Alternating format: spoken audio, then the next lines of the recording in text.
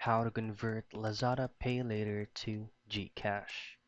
The first things first is, of course, open up or access your Lazada application and then ensure that you're logged into your account. Now, the very first thing that we need to do for us to automatically convert our Lazada Pay Later to Gcash is to activate our Lazada wallet. Now just head directly to the account tab right here, located at the lower right portion of your screen, and then head over to My Lazada Wallet, tap on View. Now ensure that your Lazada wallet is fully activated. If not, then just choose on Activate tab, and then just enter your mobile number, and then you will be receiving an SMS code or an OTP.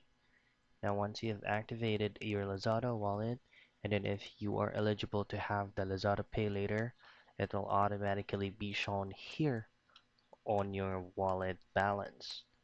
Now to convert it to Gcash, you just have to link your Gcash account in here, and then just automatically transferring fund over without any problem.